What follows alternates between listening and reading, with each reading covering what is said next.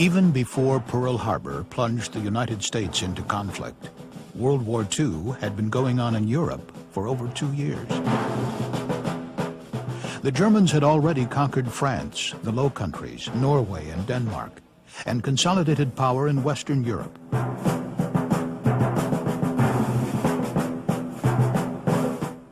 Hitler's victorious armies, now perched on the bluffs above the English Channel, looked across to their next intended victim, Britain.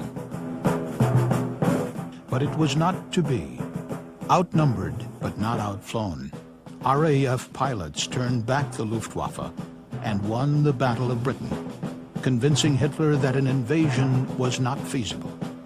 Winston Churchill may have argued for the Allies knifing into what he called the soft underbelly of Europe, but Franklin Roosevelt saw no substitute for invading France, gaining a toehold on the continent and liberating all of Europe. The Americans who stormed Hitler's Fortress Europe on 6 June 1944 were predominantly troops of the U.S. Army. However, it was U.S. Navy ships that carried the soldiers and their equipment from England. And U.S. Navy battleships, cruisers, destroyers, and rocket-firing amphibious assault vessels that pounded German fortifications and cleared the way to the beaches and beyond. And too, there would be Navy personnel on the Normandy shore. These were the men of the 2nd, 6th, and 7th Naval Beach Battalions, units whose mission it was to bridge the gap between sea and land and perform many functions on the invasion beaches. The caregivers, the physicians, hospital corpsmen, and medics would have to contend with every wound modern warfare could produce: high-velocity small arms and artillery fire, penetrating wounds of the head, face, neck, and extremities, fractures, burns, and blast injuries. The liberators would also face a well-equipped, experienced, and entrenched enemy whose reputation for invincibility had become legendary. By spring of 1944, preparations for the cross-channel invasion, designated Overlord, were in full swing. 1.5 million American troops, augmented by forces from Britain, Canada, other Commonwealth nations, and token forces of Free French, Free Poles, and troops from other occupied nations, prepared for the greatest amphibious landing in history. The flotilla that would take them and their equipment to the continent numbered over 1,300 warships, 1,600 merchant vessels, and 4,000 landing ships. The highly trained sailors of the beach battalions were to establish all shore-to-ship communications, clear and mark sea lanes for landing craft, repair small boats, and treat and evacuate casualties. The Naval Beach Battalion was a group of experts in the field of bringing men and supplies into the beach and other supplies, and also the evacuation of the sick, the wounded, the prisoners, and the dead. It was composed of activities that would take our work from the sea up to the high water mark on the beach. Hello, I'm Jan Herman, historian of the Navy Medical Department. And this is Dr. Lee Parker of the 6th Naval Beach Battalion that landed here on Omaha Beach on D-Day, June 6, 1944. No one had any illusions. Landing on the French coast would not be a cakewalk. German artillery and machine guns in well-protected positions covered almost every yard of beach, and they would exact a heavy toll. Jan, let me show you something. My beach, I landed on Easy Red. My beach of assignment was Fox Red, which was extremely, from looking at the beach, extreme left. You had Fox Red, Fox Green, Easy Red, and Easy Green. But I had to cross that several beaches to get to my place. Each man carried a packet with a small battle dressing on it, along with some sulfur drug and some tablets. The morphine was supplied in little small spirettes that was made out of a material kind of like toothpaste. They had a needle in the end of it with a sterile slip cover over that needle. You simply pulled that cover off, jammed it in through clothing or anything else, and mashed it. and then you put an M on the forehead of the individual that got it. Physicians would provide rudimentary care where possible. Hospital corpsmen, armed with litters, medical kits, and just about every medical supply they could carry, were to administer first aid, a battle dressing, a tourniquet, a morphine injection, a casualty tag, and then move the wounded down to the water's edge so they could be evacuated aboard the now empty landing craft heading back out to the transports. The Navy would also be responsible for returning casualties from Normandy to England. Once evacuated from the American sectors of Utah and Omaha beaches, the wounded would be transferred to specially equipped LCTs and LSTs, staffed by physicians and hospital corpsmen. Here, they would receive emergency treatment. 2 Navy physicians, 1 Army surgeon, 2 Army operating room technicians, and 40 Navy hospital corpsmen staffed these versatile ships. Once safely back in England, Navy medical personnel, including nurses, were to triage, conduct emergency surgery, and stabilize the injured until they could be evacuated to other hospitals in Britain or back to the United States for more definitive treatment. By spring 1944, the 6th Naval Beach Battalion had already arrived in southern England, making the town of Salcombe its headquarters.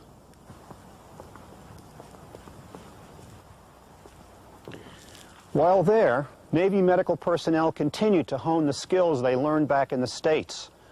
They studied the Hospital Corps Handbook and practiced first aid on simulated wounds.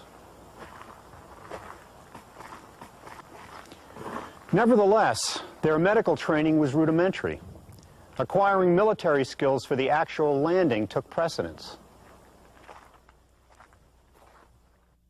Most of our training was exactly the same as everybody else. I remember when I first went in, they were giving us guns and weapons and mines and booby trap school, demolition school. I said, hey, I'm a medic, I don't do this stuff. You went and you learned everything. And we carried a gun up until the day before we landed in Normandy. That's when all the medics gave up their weapons. And we actually were taught to drive bulldozers and dig trenches. And we had inspection by the Army to inspect our firearms, which they thought was disgraceful. They had to bring in a bunch of ordnance people to correct all of our guns. None of the Navy people cleaned the rifle, I don't think, ever. Some of them, they couldn't even see through the barrel, but they straightened that out. We went to a lot of meetings with the line officers, and they were very informative. And we had sand table models that were excellent to show you exactly where you were going, what you were going to do. And we're told very emphatically that you were going to have to make up your own mind. There was nobody going to be there to tell you what to do. When you got there, you had to do it. And that was their instructions. To the casual observer, these sailors seemed indistinguishable from soldiers.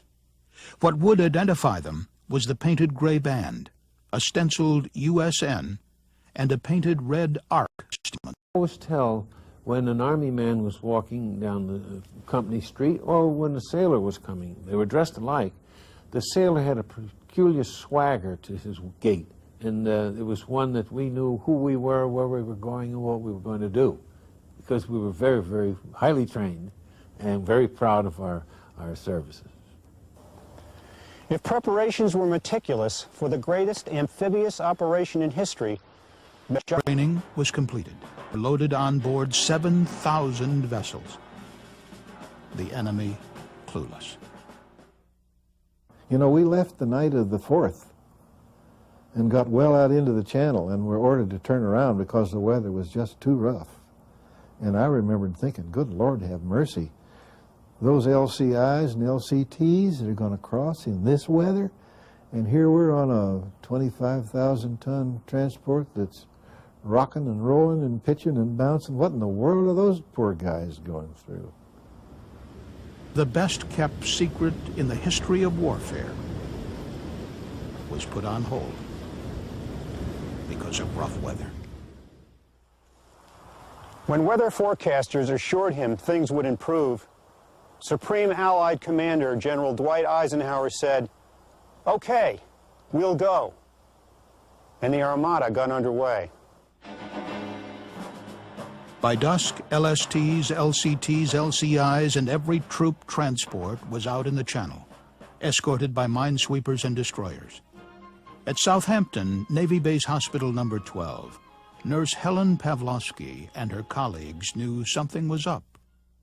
The next morning, the harbor was empty. Not one ship was in sight. We were there for the invasion casualties. It's what we had been preparing for. And now we were ready. So on June 5th, before dawn, we again started out leading this long procession with a minesweeper on each side, and started out down the English coast, and then we turned south, and we knew then where we were going. Dr. Groom's LST led a long procession of vessels. Some came from Portsmouth, others from Southampton. The remainder departed from a half-dozen other channel ports. All were at general quarters and expecting to be attacked either by submarines, German torpedo boats, or the Luftwaffe. But the element of surprise was complete, and opposition from air and sea did not materialize. Members of the 6th Naval Beach Battalion occupied several vessels for the crossing. Aboard the Dorothy Dix, I was able to get up into Flying Bridge going across, and it was very enlightening. As far as you could see in front of you, to the right of you, to your left, to the back, with nothing but ships. We were quite nervous, but the biggest battle was not to look nervous so the other fellows wouldn't think you were scared. You were more afraid of being scared than anything else. Some chose to spend those hours in contemplation above decks. Others whiled away the time playing cards or contemplating their fate. We did everything we could to keep our minds occupied. Mostly it was watching crap games. And it was very interesting because they were using American dollars, English money, and French invasion money. And you'd be surprised how quickly people adapted to the exchange system in a matter of minutes when they had a great personal interest in it.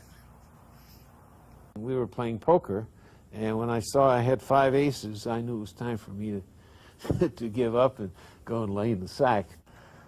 And then we had our traditional breakfast, I think about 2 o'clock in the morning, of steak and eggs. If they possibly can do it, the Navy wants everybody to take a shower so they're clean in case they get hurt. And they want to feed you a real nice breakfast, usually steak and eggs. And I said, that was the best steak and eggs I ever ate in my life. And Dr. Borden said, steak and eggs? He said, I got cold salami and bread and a glass of milk. When the first light of dawn lit the Normandy coast, soldiers and sailors gazed upon that threatening stretch of shoreline and wondered what lay ahead. On the bluffs above Omaha Beach, German soldiers peered astounded through their binoculars. Closing in on the shore was a sight equally frightening and awe-inspiring. Ships too numerous to count extended to the far horizon. As the range closed, the pre-landing bombardment began, with the battleship Texas and cruiser Augusta opening up with their big guns. They were joined by destroyers and rocket-firing amphibious assault vessels that pounded German fortifications. The enemy may well have sensed they were in for a losing battle. The Allies were ready. The timing was right. H-hour was at 0630.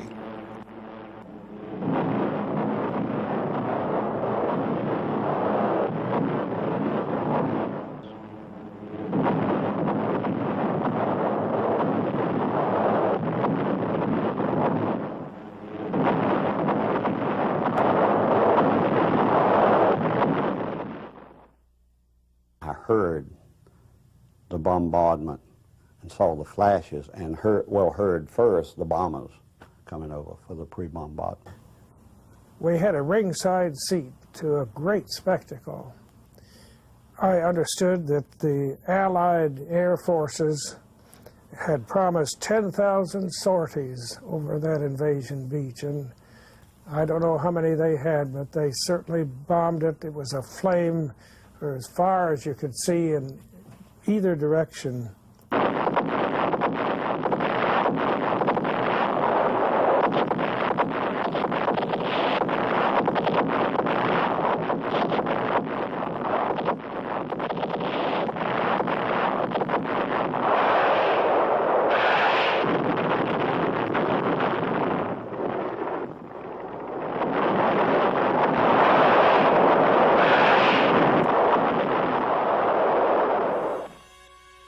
When the bombardment stopped, the first wave went into Omaha Beach, quickly discovering that aerial bombing and shore bombardment had not done the job. That's when the skipper called down and said, "Okay, boys, this is it. Here we go. Give me flank speed, or full speed." So in we went. And I could feel everything, every shudder on the ship when a shell hit us. Going in, being scared, nauseated, seasick, and everything else, there was a lot of vomiting going on. It was a mess. You can imagine they were vomiting in the helmets, in the corners, anything else. When we got near the shore, all you could see was the bluff and this tremendous haze of smoke over the beach and hearing gunfire. Anyhow, it became more and more chaotic. The odor completely changed from just pure cordite into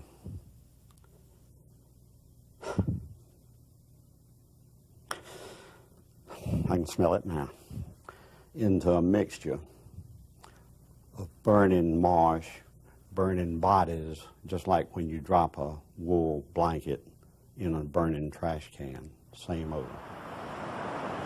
Omaha Beach was pandemonium, a butcher's hell of exploding shells, dismembered men, burning landing craft. The casualties in this sector were absolutely appalling.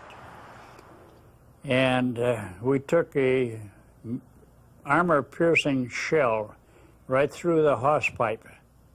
That's the big hole where the anchor goes through, right under the bow. That acted like shrapnel. That killed 3 of our guys, and flying bridge up there was all covered with condensed milk, K and C rations, blood, and body parts. Flesh splattered and stuck. And I had this fire hose going, and I was crying. And I'm not ashamed to say it. But there were parts of human beings that I was just flushing off the deck like it was trash. And we couldn't get in. They couldn't find enough room to get this large craft through the obstacle area, and we were just cruising back and forth offshore. And then a command boat came along and yelled, "What unit?" And we said, 6th Beach, and they said, "Follow us." And they found a spot that we could go in. But I don't think you could get all the way in because they dumped us in about 5 feet of water, which I really enjoyed. Because as soon as you hit that ramp, in the beach battalion you were taught, when you get off a ramp, be on the side and shoot this way because all the fire is going down the mouth of the ramp. And I got stuck right in the middle. So as soon as I went in, I went right to the bottom and stayed down there as long as I could. And when I came up, and you could see the bullets zipping through the water. So as soon as I stopped seeing them, I went back up, and they were sweeping further down the beach. But fellows on each side of me were hit, and by the time I got them ashore, they were both dead. When the ramp went down, we weren't waiting now because the machine gun fire had zeroed in on the, you could see it coming off the water. The very moment that that ramp went down, there was one, I would say, large explosion right up near the bow of the boat. And I remembered thinking at the time, I'm glad I was not up at the bow of the boat. And that's where that Army major that I told you about earlier had his arm blown off. I saw him waving what looked like a white baton or stick. And it turned out what he was waving was the humerus all the way from the shoulder to the elbow, just a white bone. That's what he was waving. He didn't know what had happened to him. He was too stunned to know what had happened to him. So an Army medic and I went over to him and applied a tourniquet to his left arm.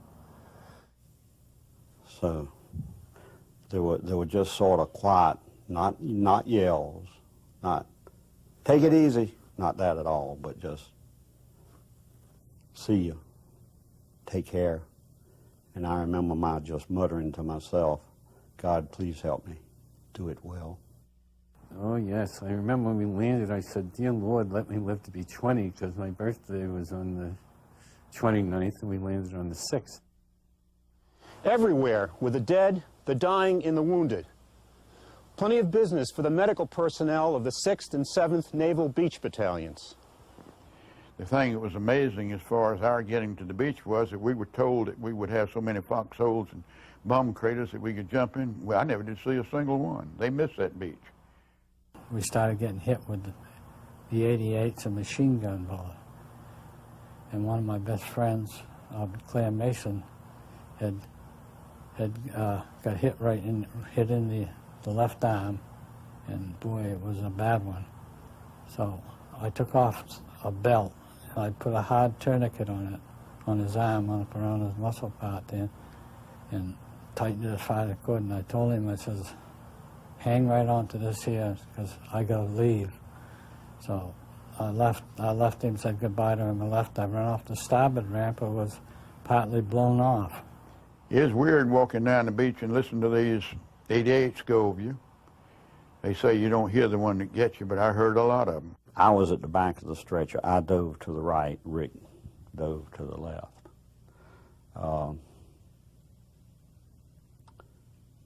No question about it, the most high-pitched, loudest noise I have ever heard in my life. I said, Rick, let's move it. He didn't move. Still didn't dawn on me. You know, his brain in his helmet. This boy's dead. You know, he doesn't need me anymore.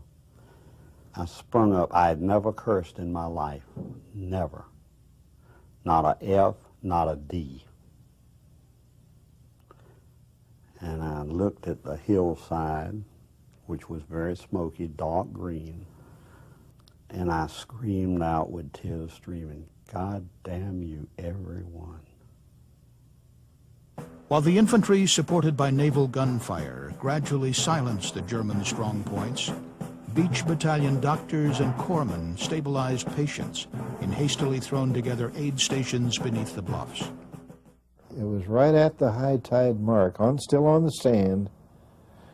There were 4 Red Crosses flags on stakes that were driven into the sand. The sand was still wet. And I thought, well, this is a good place for me to start. I don't know who they are.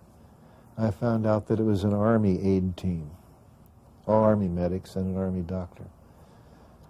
One of the big things was to determine whether they were dead or not. A lot of them were in shock. Drowning was the biggest cause of death as far as I was concerned. Use my knife, get through the pant leg or whatever.